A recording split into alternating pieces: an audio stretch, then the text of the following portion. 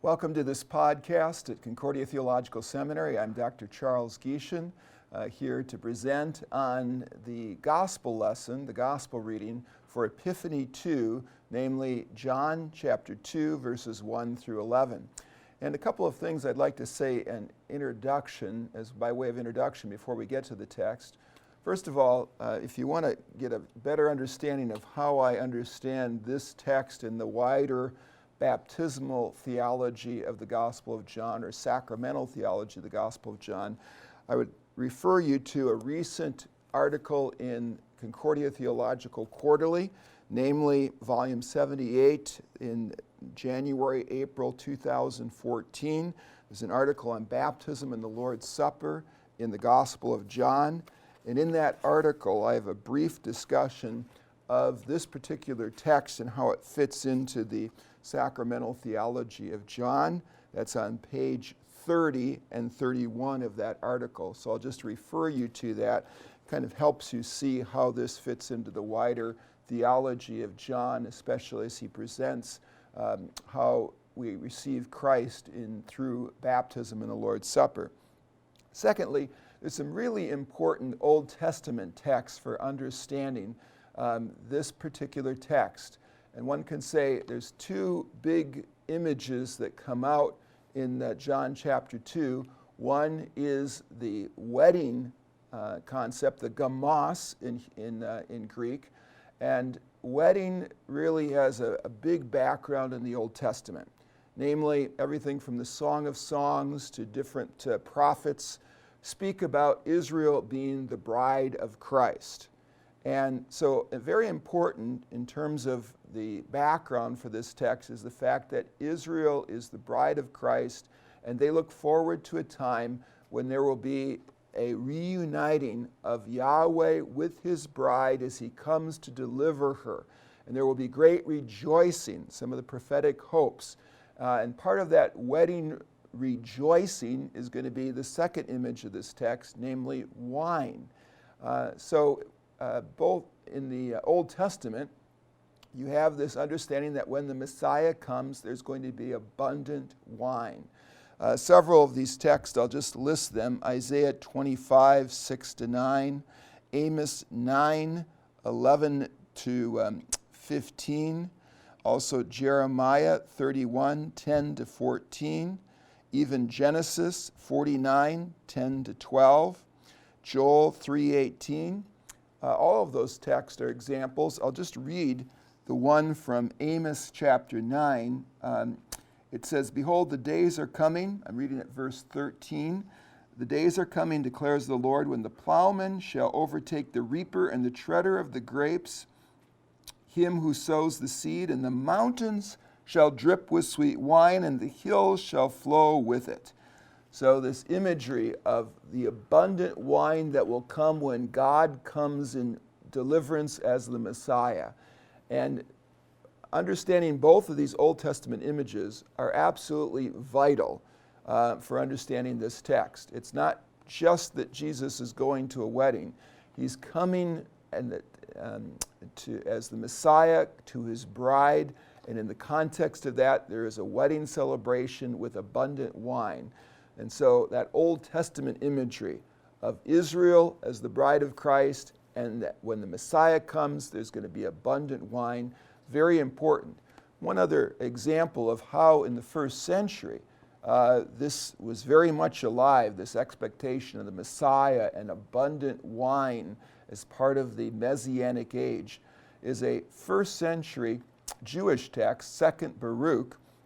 Again, extra biblical, part of the Old Testament pseudepigrapha collection, but it gives you an idea how in the first century they were thinking about these Old Testament promises and looking forward to their fulfillment. And 2nd Baruch, chapter 29, verse 5 states this: "When the Messiah will come, the earth shall yield its fruit 10,000-fold. Each vine shall have 1,000 branches, each branch 1,000 clusters, each cluster 1,000 grapes, and each grape will make 120 gallons of wine." So you can see how the expectation is very strong in terms of the Messiah coming in abundant wine. And thus, that gives you a lot of understanding of how important this text would be in the Epiphany season. The Epiphany season is certainly one where we see Jesus manifesting himself as Yahweh in the human flesh, showing that by his miracles. And this is one of the great miracles. It's the first of the signs that John records. He doesn't call them miracles. John doesn't. He calls them signs. Why? Because they point beyond themselves to the identity of Jesus.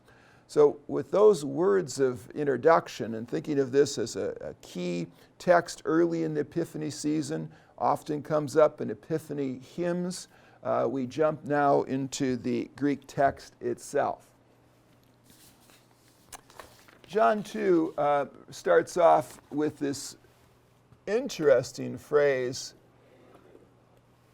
and on the third day. It's narrating the first week after following Jesus' baptism, and it emphasizes this happening on the third day. One can say John is foreshadowing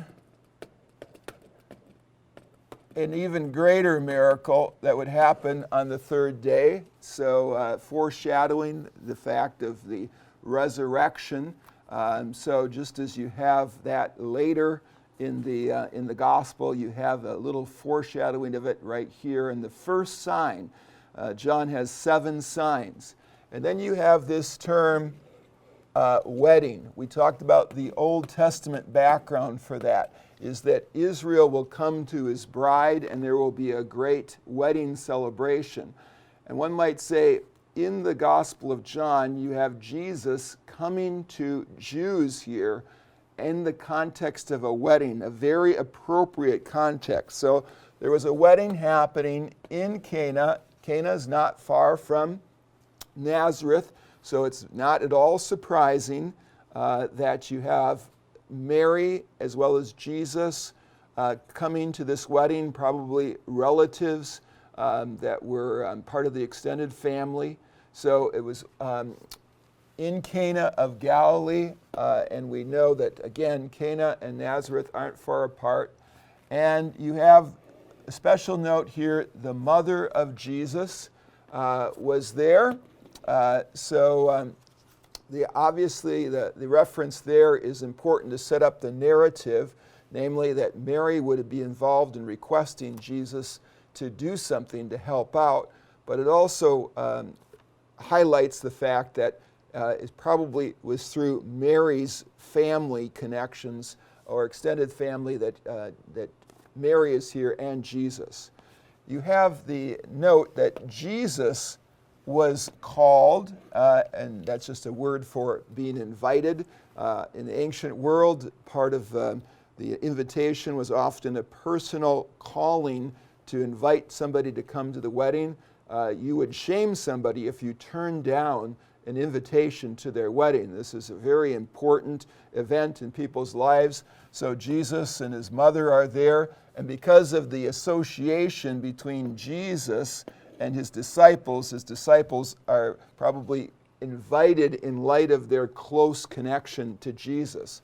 So you have, even though you have a singular verb here, you have a compound subject. Jesus and his disciples were invited, his disciples by virtue of their relationship with Jesus, to this wedding. Okay, so it sets up the scene, and you have then the notice that you have this right here, genitive absolute construction with the participle and the subject of the participle being in the genitive, because the subject of the participle is not found in the main clause. Subject of the main clause, you have the mother of Jesus, namely Mary, speaking. So after the wine had gone out, aorist tense participle,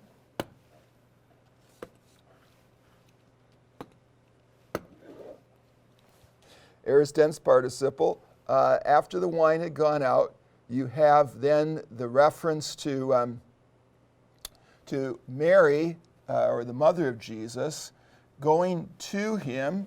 Reference there is to Jesus, and then saying they have no wine. Again, why would she come to Jesus? She knew somehow he could help out. She knew more about him in light of his childhood and the like than anybody else.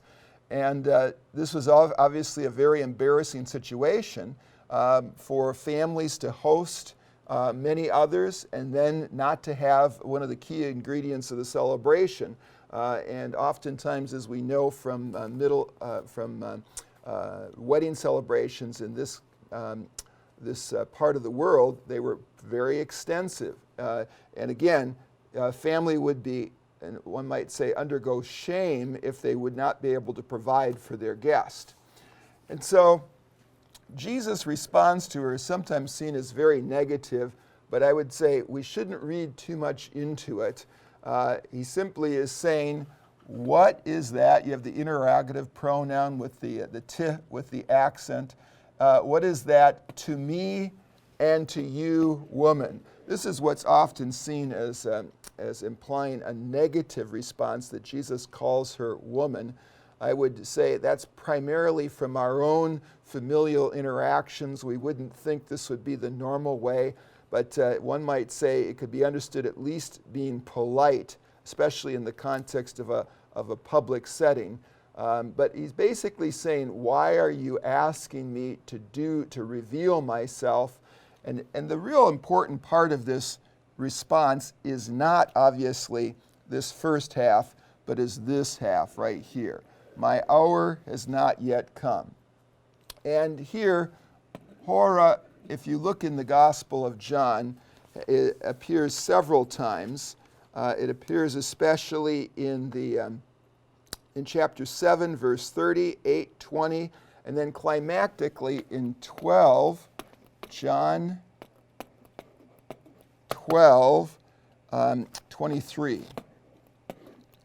And there Jesus announces that his hora, his hour, has come, and that's right before his crucifixion. So one might say that this part of the text, even though we're in Epiphany season, we're celebrating Jesus being manifest in the flesh, revealing himself as the true God who is active in our salvation. Yet we have a portion of the text here that's pointing us forward to the real key epiphany, namely Jesus' death. That's the key reason why he came. Everything's building towards his revelation of his deliverance of mankind by giving himself for sin.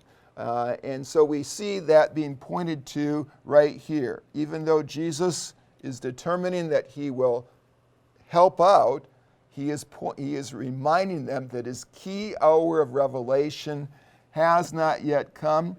Here you have a present tense that has more of a perfect meaning. Is not come in the sense of it is still future. And then the hour is simply referring to the key time of God's revelation of his glory, and that's pointing forward to the death of Jesus as the key moment of revelation.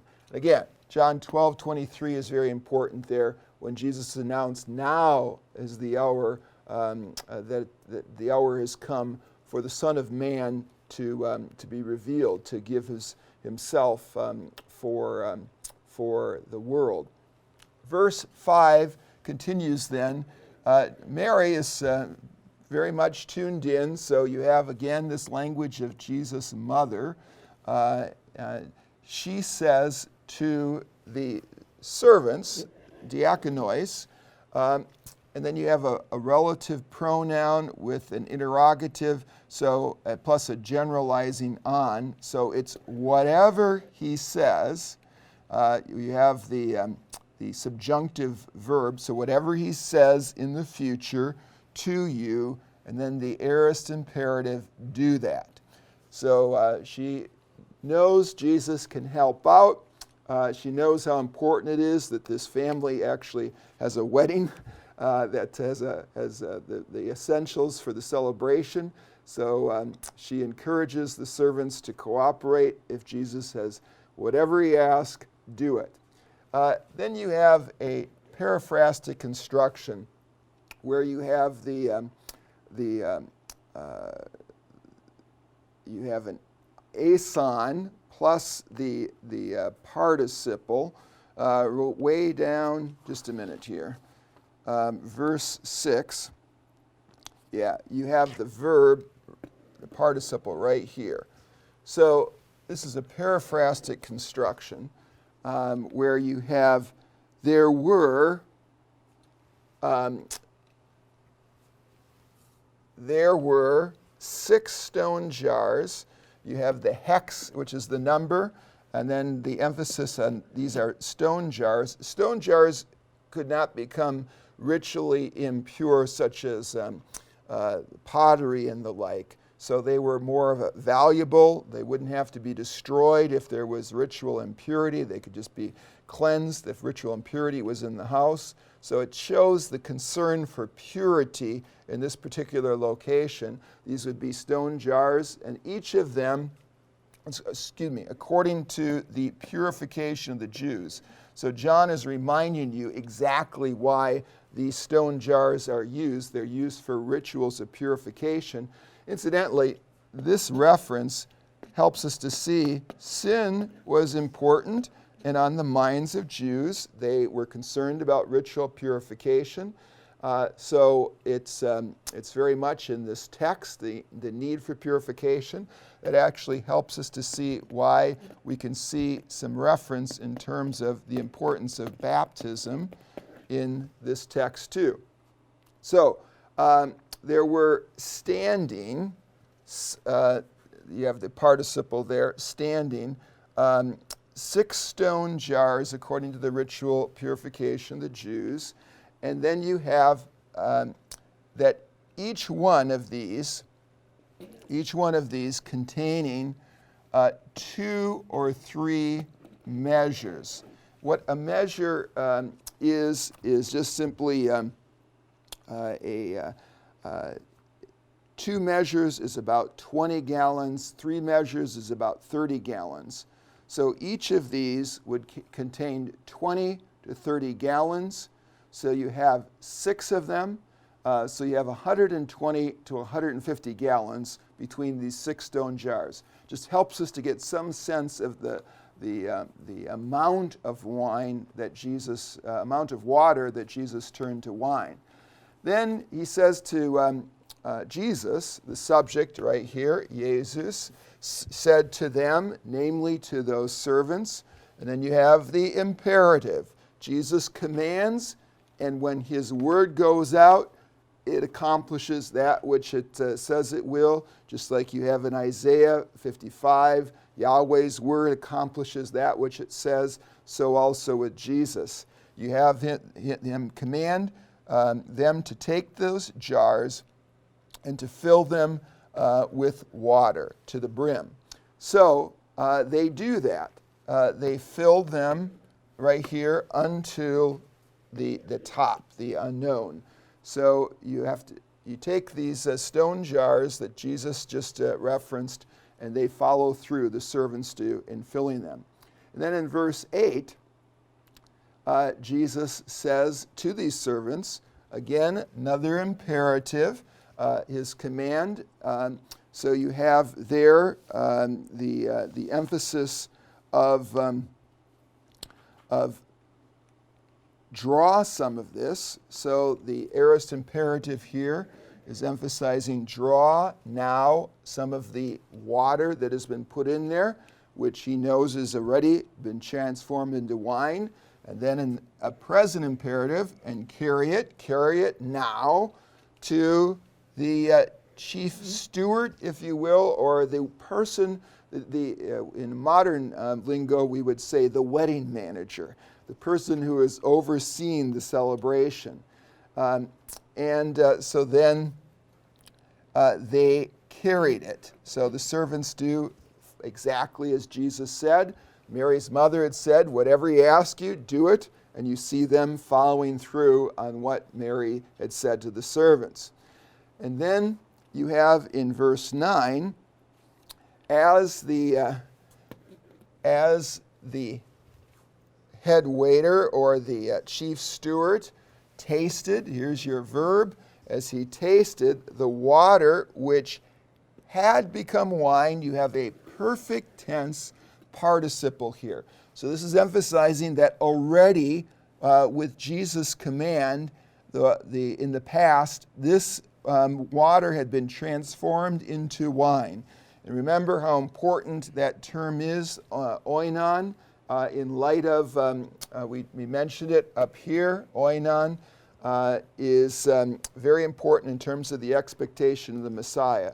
So not only is this text stressing that Jesus is helping out a married couple that's in a real problematic situation, much more than that, it's stressing that in this context, Jesus is doing that which Yahweh said he would do when he would come as the Messiah. Namely, there would be abundant wine, there would be a wedding celebration, and that's what we have here. Why don't we scroll up and catch these last verses right here.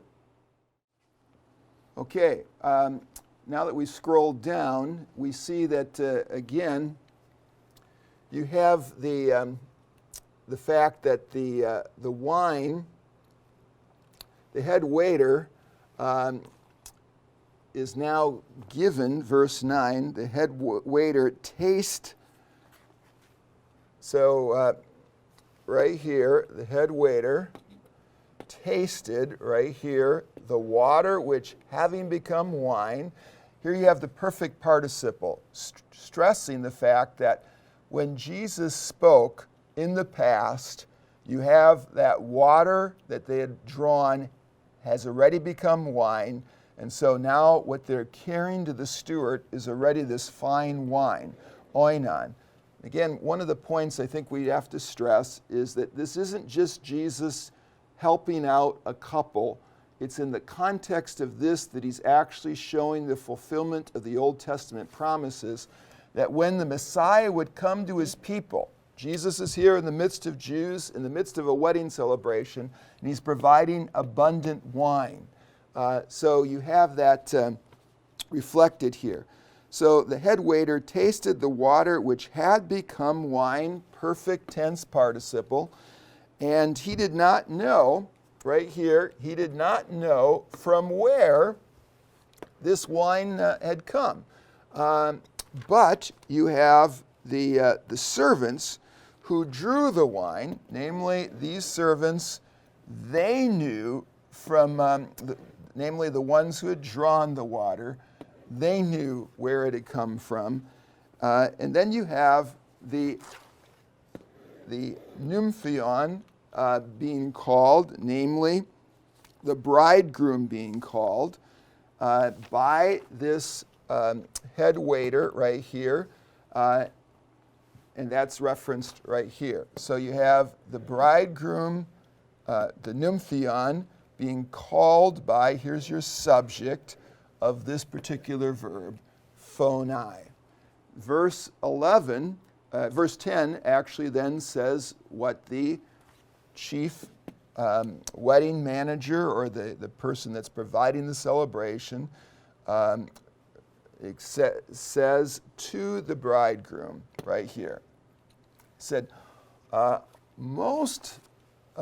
men, all people, first place out, so the understanding of placing out in the sense of serving, the good wine, the kalan oinon, the noble wine or the best wine. And then the note is when people have drunk, namely they've participated, then the lesser. So you have here the comparative adjective, the lesser wine, obviously just standard practice. You serve the best stuff, and then when their taste buds are not as acute, then you serve the lesser stuff. And then it continues, obviously, here with verse 10. You have, but you have kept, perfect tense, the best wine, the kolon oinon, until now. So basically, you've reversed this pattern. The wine that he's tasted is not only abundant wine, but it's fantastic wine. It's much better than the stuff that they had served earlier. Again, what's the point here? Simply that when Jesus comes, as he provides in the context of a marriage feast wine, it's abundant wine and it's excellent wine. John concludes this by an important statement that puts this whole sign in perspective. He says, this, then we have to go all the way forward for the subject. Jesus did, here's your verb, the first or the beginning of the signs. Now, again, John does not call the miracles miracles, he calls them signs. They're signs that point forward to the true identity of Jesus. And one can say that that's why this is such an important Epiphany text. It speaks about the true identity of Jesus. This is an important sign that speaks of him as Yahweh come to his people, as the one as the Messiah whom was expected. He's coming to Jews. In that context, he's making abundant wine, just as Yahweh promised. It's in the context of a wedding celebration. Jesus is coming to his bride, Israel. So all of those things are certainly being shown forth in this sign. So Jesus did this, the first of his sign, the beginning of his sign, in Cana of Galilee. And here's the Epiphany word right here. Ephanerosin from phino, namely to manifest, to show forth. And he manifested his glory. Very important term. The Old Testament background for this is the Kavoth Yahweh, the glory of the Lord. This is when Jesus now is showing forth that he is none other than the visible manifestation of Yahweh, whom Moses and Israel saw in the Old Testament. Now he's showing forth that he, in the flesh and blood Jesus, is none other than that same glory of the Lord that was with Israel. You see this already in the prologue of John, and now it's shown again in John chapter 2. He manifested his glory. And when you see Yahweh present, coming as the bridegroom to his bride, giving abundant wine, what happens? His disciples right here believe in him. That's what the purpose of this whole sign is to point to the identity of Jesus. Why? So that people believe and have the resulting salvation that comes from the miracle of faith. And so you have this only solidifying the disciples' faith in Jesus. Okay, now just a couple of words in summary. We have here a very important Epiphany text, and so one of the things that we could certainly stress in preaching on it is, unlike the context of a wedding where we'd probably preach much more on how Jesus rescued this wedding celebration, and because of the sin, people were running out of wine, and Jesus rescues them. We're preaching this on a Sunday morning, and we're going to stress much more of how Jesus has come to his bride to be with them and to rescue and save them, and we see that here. It's in the context of a wedding that he manifests himself, and that we, as the church, are the bride of Christ. And he provides for our needs for purification from sin, not by asking us to do ritual washings every week, but by purifying us with the one ritual washing, namely baptism, so that we don't need those stone jars to be washed from sins every week, because we've been washed by Jesus, purified once and for all. And certainly we could say, that's why those stone jars don't need to be used anymore for ritual washings. They can be used for the wine of celebration. One could also make the connection that just as you have the bride of Christ purified through baptism, now continues to have her wedding garments washed and cleansed in the very blood of Christ. So he miraculously provided wine here at this miracle. He miraculously provides bread and wine that are also his body and blood. Why? For his bride. He unites himself with us, gives us his very body and blood, cleansing our baptismal garments so that we continue to be his purified bride, loved by him. We see his glory Sunday after Sunday through his word, Sunday after Sunday on the altar, until that day when we will behold him as his bride in heaven. May the Lord bless your proclamation of this important Epiphany text and your witness to Jesus as the very glory of God.